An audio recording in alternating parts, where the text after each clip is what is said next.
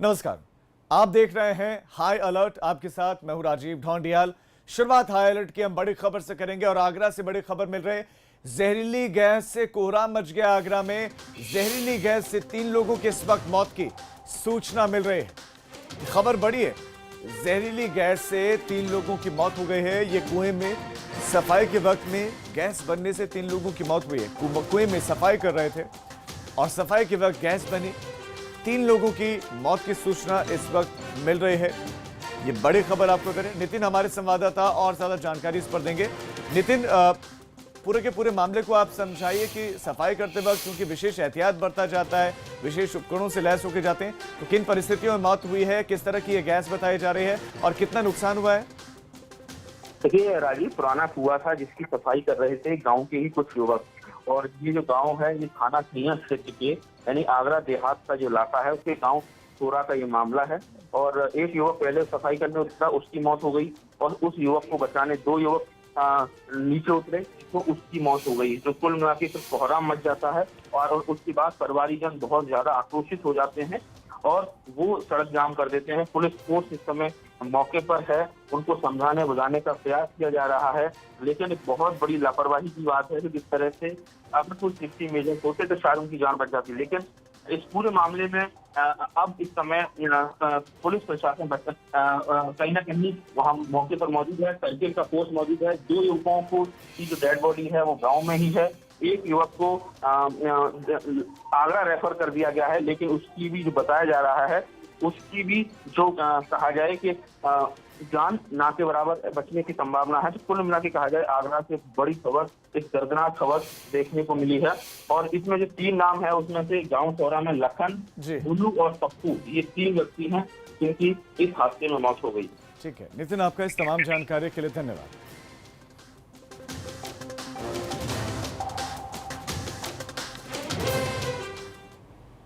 अब आगे बढ़े और अब बात करेंगे समाज की उन तस्वीरों की जिनमें नफरत है, हिंसा है और एक दूसरे का खून बहाने की चाहत है। कुछ ऐसी तस्वीरें सामने आई हैं जिनमें बड़ों से लेकर बूढ़े और बच्चों के हाथ में भी हथियार हैं और एक दूसरे पर जमकर वार कर रहे हैं।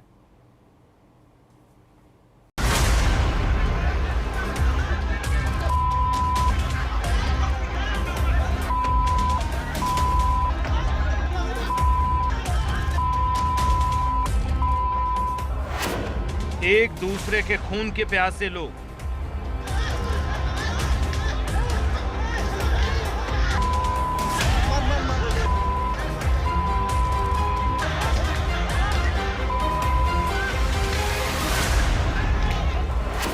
मामूली बात पर भिड़े 2 पक्ष।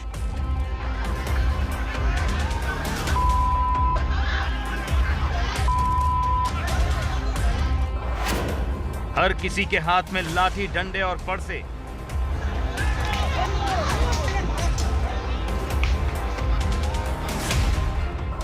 पल भर में जा सकती थी किसी की भी जान।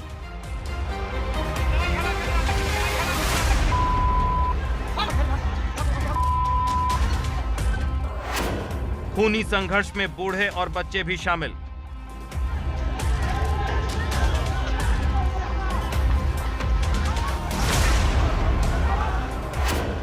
जान लेने को उतावले जानी दुश्मन।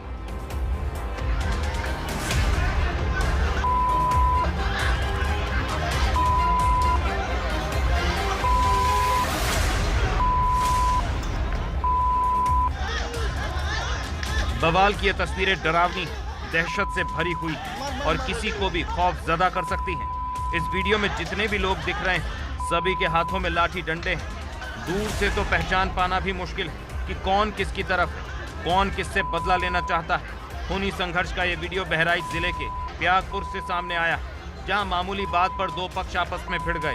पुलिस ने दोनों पक्षों के 1 दर्जन से ज्यादा लोगों के खिलाफ गंभीर धाराओं में केस दर्ज किया है। दिनांक 10 जून को चंदन सिंह और दूसरे पक्ष आदित्य प्रसाद यादव के बीच में मारपीट हुई और दोनों पक्षों की ओर से, एक पक्ष की ओर से 7 लोगों को तथा दूसरे पक्ष की ओर से 10 लोगों को नामित करते हुए अभियोग पंजीकृत कराया गया है। दोनों पक्षों का मुकदमा बलवे में पंजीकृत किया गया है तथा इसमें 13 लोगों को धारा 151 में निरुद्ध भी किया गया है। पुलिस के मुताबिक प्रयाग के रहने वाले चंदन सिंह और आदित्य यादव के बीच खेतों में तार लगाने को लेकर विवाद हो गया था, जिसके बाद दोनों पक्षों के दर्जनों लोग इकट्ठा हो गए और देखते ही देखते तस्वीर कुछ ऐसी हो गई।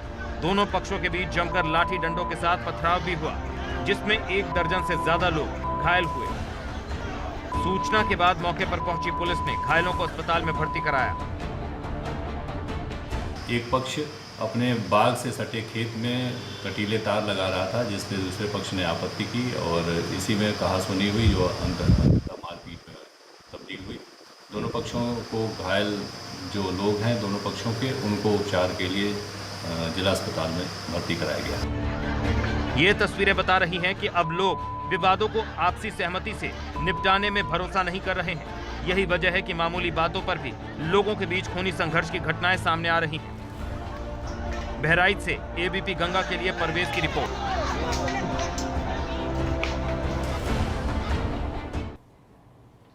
तो बहराइच की तस्वीरें आपने देखी। अब कुशीनगर से जो बड़ी खबर मिल रहे हैं वो आपको दे देते हैं। पुलिस कर्मियों पर कुशीनगर में हमला हुआ है। पुलिस के लाठीचार्ज के बाद यहां भगदड़ मच गई है। कुशीनगर से बड़ी जानकारी मिल रही है। पुलिस के लाठीचार्ज के बाद भगदड़ मची और लाठीचार्ज में महिला के सिर में गंभीर चोटें आई हैं। ग्रामीणों ने पुलिस वालों को दौड़ा कर पीटा है। ग्रामीणों ने पुलिस कर्मियों पर हमला किया है और हमला इस कदर है कि दौड़ा कर पुलिस वालों को ग्रामीणों ने पीटा है। दरअसल एक महिला को चोटें आई हैं, वो गंभीर रूप से जख्मी हुई है और पुलिस के लाठीचार्ज में महिला के सिर में चोटें आई हैं। उसके बाद ग्रामीणों का गुस्सा 7वें आसमान पर इस वक्त जानकारी मिल रही है कि पहुंच गया और पुलिसकर्मी जो वहां पर पहुंचे थे उनको दौड़ा कर भगा कर मारा गया है। कुशीनगर से बड़ी खबर, जहां पुलिस कर्मियों पर हमला हुआ और अखिलेश हमारे संवाददाता इस खबर पर और ज्यादा जानकारियां देंगे। अखिलेश, पूरा का पूरा विवाद समझाइए कि क्यों पुलिस को लाठीचार्ज करना पड़ा और उसके बाद ग्रामीणों ने पुलिस कर्मियों पर क्यों हमला किया। जी मैं आपको बता दूं, ये कल का मामला बताया जा रहा है। कल एक्चुअली गांव में किसी बात पे खास नहीं हुई, उस पर 112 नंबर की पुलिस को फोन किया गया। 112 नंबर की गाड़ी नहीं पहुंच के एसओ साहब खुद ही मौके पहुंच गए। उसके बाद गांव वालों ने का ये आरोप है कि महिलाओं को पुलिस ने पीटा, फिर पुलिस महिलाएं उग्र हो गई और फिर पुलिस को दौड़ा के पीटा गया। जी बताएं। जी, तमाम जानकारी के लिए आपका शुक्रिया। तो पुलिस मामले को सुलझाने के लिए पहुंची थी, लेकिन ग्रामीणों को ये आरोप ही पुलिस कर्मियों ने महिलाओं के साथ मारपीट की और उसके बाद ग्रामीणों ने पुलिस कर्मियों के साथ ही मारपीट कर दी, उनको दौड़ा कर पीटा।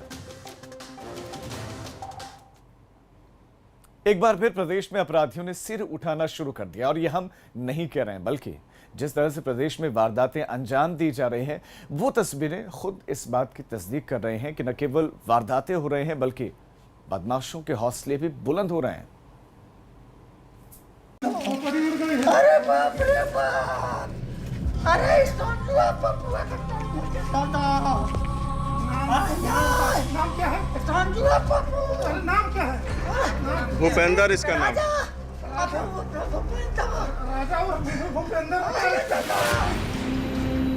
खून से लथपथ बेटे की लाश को गोद में लेकर रोता ये बुजुर्ग पिता प्रदेश में बेखौफ घूम रहे बदमाशों और दबंगों की तस्वीरों को बयां करने के लिए काफी है।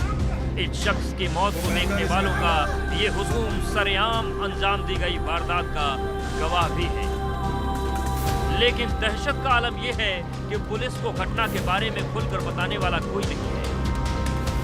फिल्मी अंदाज में बदमाशों ने किया कत्ल,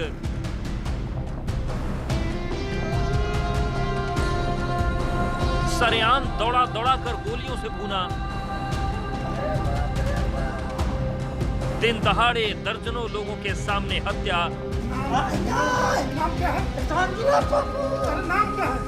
बलिया की गलियों में मौत का नंगा नाच।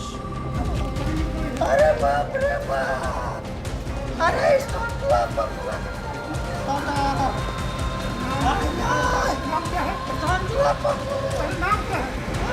भूपेंद्र इसका नाम।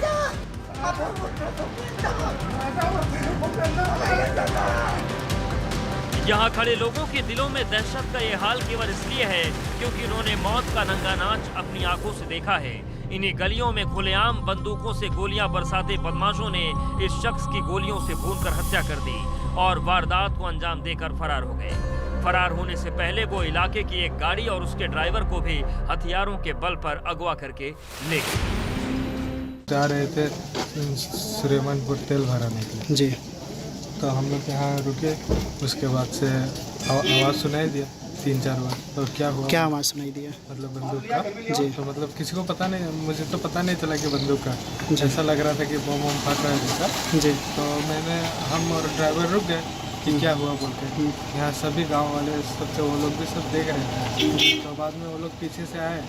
सबसे पहले तो ड्राइवर को बंदूक दिखाया जी। उसके बाद से और एक दूसरा वाला आके मेरे तरफ बंदूक दिया, मुझे नमा के मतलब हाथ पकड़ के नमा के, उसके बाद से वो बैठ के चले। ये शख्स भूपेंद्र पटेल है, जो कि रोज की तरह सुबह अपने गांव नारायणगढ़ से दूध लेकर डेयरी में देने गए थे। डेयरी में दूध देने के बाद जब भूपेंद्र वापस लौट रहे थे, तभी दुर्जनपुर गांव में उन पर 2 बदमाशों ने हमला कर दिया। गोलियों से बचने के लिए भूपेंद्र भागने लगे, लेकिन बदमाशों ने उनका पीछा नहीं छोड़ा और दौड़ा कर उनकी हत्या कर दी। पुलिस के मुताबिक जिस शख्स की हत्या हुई वो भी हत्या के एक मामले में जेल में बंद था, लेकिन कोरोना काल में वो कुछ दिन पहले ही बेल में बाहर आया था। अयोध्या थाना अंतर्गत दुर्जनपुर में नारायणगढ़ के रहने वाले राजा उर्फ भूपेंद्र पटेल एक डेयरी संचालक के यहाँ अपना दूध लेकर आए थे। दूध देकर वापस जा रहे थे। 2 बदमाशों द्वारा इन्हें घेर लिया गया। इनके ऊपर फायरिंग की गई। ये गाँव में भागे और गाँव में भागते समय इनके ऊपर फिर फायरिंग की गई। इनके पीठ में और सिर में चोट लगी, जिससे इनकी मृत्यु हो गई। और वहाँ से वो लोग गांव के ही एक व्यक्ति की बोलेरो से भागने में सफल रहे। बोलेरो पकड़ ली गई है और विधिक कार्यवाही की जा रही है। सरेआम गोली मारने की वारदात केवल बलिया में ही नहीं बल्कि फिरोजाबाद में भी अंजाम दी गई। अस्पताल के स्ट्रेचर पर लेटा ये शख्स मौत को सामने से देख चुका है। ये तो गनीमत रही कि गोली इसके सीने में नहीं बल्कि बाजू को छूते हुए निकल गई। इस शख्स को गोली मारने वाला आरोपी कोई और नहीं बल्कि इलाके का एक दबंग नेता है, जिसके संबंध सत्ताधारी पार्टी से हैं, जिसकी हनक इतनी है कि उसने सरेआम युवक पर जानलेवा हमला कर दिया, जिससे पीड़ित ने किस तरह भागकर अपनी जान बचाई और एक स्थानीय निवासी से मदद मांगी। मैंने ये देखा एक लड़का भागता हुआ मेरे घर के दरवाजे के सामने आके बैठ गया। बोल रहा था मेरे गोली मार दी हिमांशु ने गोली मार दी है और मेरे घर फ़ोन कर दो। मैंने कहा बेटा तू कौन है? मैं तो नहीं जानता और उसको भी नहीं जानता कौन हिमांशु है। तो बोल रहा था कि मेरे घर फ़ोन कर दो। तो वहाँ भीड़ इकट्ठी हो गई, तो उसमें भीड़ में से किसी ने फ़ोन किया उस घर। क्या गोली चलने की आवाज़ सुनी थी? हाँ जी सर, मैंने आवाज़ सुनी थी। कितनी गोलियाँ चली थी? 2 गोलियों की आवाज़ आई थी। पीड़ित के मुताबिक आरोपी भाजपा का युवा मोर्चा का नेता है और उसने कुछ दिन पहले उसके पिता पर भी जानलेवा हमला किया था। दोनों के बीच मामूली बात को लेकर पुराना विवाद है। हिमांशु शर्मा नाम है साहब उसका। उसके दोनों भाई और छोटा बड़ा साथ में था। 3 लोग और थे उसके साथ में। कहाँ की घटना है ये? किस जगह की? रचना टॉकीज की घटना में घर से टहलने आ रहा था वहाँ पे। क्या वजह क्या रही गोली मारने की? सर कुछ दिन पहले दबंगियाई की वजह से मेरे फादर पे भी गोली चलाई थी और मोहल्ले के दबंग आदमी है, उन्होंने बोला था कि तुम लोगों को मार दूंगा मैं। सूचना के आधार पर मौके पर पहुंची पुलिस ने पीड़ित की शिकायत के आधार पर आरोपी भाजपा नेता के खिलाफ केस दर्ज कर लिया है। साथ ही उसकी तलाश में पुलिस की टीमें दबिश दे रही हैं। ये आज अभी 1-1.5 घंटे पहले एक फायरिंग की घटना हुई है उत्तर क्षेत्र में, जिसमें एक मुकुल शर्मा नामक व्यक्ति के बाएं हाथ में गोली छूते हुए निकल गई है। इस संदर्भ में उत्तर थाने में मुकदमा पंजीकृत करके आवश्यक कार्रवाई की जा रही है। सरेआम अंजाम दी गई ये वारदातें पुलिस के इकबाल के लिए खतरा हैं, क्योंकि पुलिस लगातार एनकाउंटर कर जिस कानून व्यवस्था को कायम करने की कोशिश कर रही है, इन वारदातों से उसका मजाक बन रहा है। बलिया से आयाज और फिरोजाबाद से कृष्णा पोरबाल की रिपोर्ट, एबीपी गंगा। तो एक तरफ बेखौफ बदमाश इस तरह की वारदातों को अंजाम दे रहे हैं, तो दूसरी तरफ पुलिस भी ऑपरेशन क्लीन चला रही। यूपी पुलिस का ऑपरेशन क्लीन लगातार चल रहा है। मुठभेड़ की खबरें अलग अलग जगहों से आ रहे हैं। मेरठ में भी मुठभेड़ हुई है पुलिस और बदमाशों के बीच। मेरठ में ये मुठभेड़ हुई है। ऑपरेशन क्लीन के तहत कार्रवाई और गोली लगने से 3 शातिर बदमाश घायल हुए, सूचना मिल रही है। 3 शातिर बदमाशों के घायल होने की सूचना मिल रही है। और सिर्फ मेरठ ही नहीं, कानपुर में भी मुठभेड़ के बाद 2 शातिर गिरफ्तार किए गए। ये खबर मिल रही है, 2 अलग अलग जगहों से खबर है। मेरठ में और कानपुर में 2 अलग अलग जगहों पर ऑपरेशन क्लीन के तहत मुठभेड़ हुई है और इसमें 3 शातिर बदमाशों के पकड़े जाने की अभी सूचना मिल रही है। तो ये बड़ी खबर, एक तरफ बदमाश बेखौफ है, दूसरी तरफ पुलिस भी ऐसे बदमाशों को नहीं छोड़ रही है। ऑपरेशन क्लीन को लगातार अंजाम दिया जा रहा है। ऑपरेशन क्लीन के तहत या तो मारे जा रहे हैं या फिर पकड़े जा रहे हैं 3 शातिर बदमाश जिनका आपराधिक इतिहास बताया जा रहा है। ये पुलिस के हत्थे चढ़े हैं और कानपुर में भी मुठभेड़ हुई है। तो 2 जगहों पर, मेरठ में भी मुठभेड़ हुई है तो कानपुर में भी मुठभेड़ हुई है, जहां 2 शातिर पकड़े हैं। तो कुल 5, 3 मेरठ में तो 2 कानपुर में। लखनऊ से इस वक्त बड़ी खबर मिल रही है। पूर्व सीएम मुलायम सिंह यादव की बहू को सुरक्षा मिली है। पूर्व सीएम मुलायम सिंह यादव की बहू को सुरक्षा दी गई है। अपर्णा यादव को यह सुरक्षा मुहैया करवाई गई है। वाई कैटेगरी की, वाई श्रेणी की सुरक्षा अपर्णा यादव को दी गई है। अपर्णा यादव की बात करें तो वो पीएम की और सीएम योगी की प्रशंसा कर चुकी हैं। हमारे संवाददाता अनुभव इस पर और ज्यादा जानकारियां देंगे। अनुभव, क्या अपर्णा यादव की तरफ से इस तरह की सुरक्षा की मांग की गई थी? देखिए, बिल्कुल शासन को एक पत्र भेजा गया था और उस पर विचार करते हुए ही ये तय किया गया है कि उन्हें वायु श्रेणी की जो सुरक्षा है वो प्रदान की जाएगी। सरकार ने ये तय किया है। और देखिए, अपर्णा यादव जिस तरीके से पिछले कुछ समय से जो भी बड़े फैसले रहे हैं, चाहे केंद्र सरकार के रहे हों या फिर उत्तर प्रदेश सरकार के रहे हों, ट्वीट के जरिए वो उन फैसलों का समर्थन करती दिखती हैं। और समाजवादी पार्टी की जो पार्टी लाइन से वो अलग, वो कई मौकों पर प्रधानमंत्री मोदी की तारीफ कर चुकी हैं, उत्तर प्रदेश सरकार की तारीफ कर चुकी हैं, मुख्यमंत्री योगी आदित्यनाथ की तारीफ कर चुकी हैं। और महत्वपूर्ण ये है कि 2017 का विधानसभा चुनाव भी उन्होंने लड़ा था, लखनऊ कैंट से चुनाव लड़ा था, समाजवादी पार्टी की टिकट पर चुनाव लड़ा था। लेकिन उसके बाद बहुत सारी चीजें हुई और फिर कहीं उनकी सक्रियता उस तरह की पार्टी में रही नहीं। और वो अब खुद इस तरीके से काम कर रही हैं जिस तरीके से दूसरे क्षेत्रों में। तो वो कई बार ये भी कहते हैं कि भाई पार्टी के लिए चुनाव तो उन्होंने पार्टी से लड़ा था, लेकिन उस तरीके की सक्रियता उनकी नहीं है। और जब शासन में उन्होंने पत्र भेजा था इस तरह की सिक्योरिटी देने का, तमाम चीजों को विचार करने के बाद ये तय किया गया कि उन्हें वायु श्रेणी की सिक्योरिटी दी जाएगी। जी अनुभव, आपका इस तमाम जानकारी के लिए धन्यवाद। तो इस वक्त सोशल वर्कर हैं, समाज के लिए काम कर रहे हैं, चुनाव लड़ चुके हैं, लेकिन मुख्यमंत्री योगी आदित्यनाथ के काम की तारीफ हो या प्रधानमंत्री के जो बड़े बड़े निर्णय थे उनकी उन्होंने तारीफ की थी और अब उनको वाई कैटेगरी की सुरक्षा दे दी गई। अब हम एक छोटे से ब्रेक के लिए रुक रहे हैं, फौरन लौट रहे हैं। आप देखते रहिए एबीपी गंगा।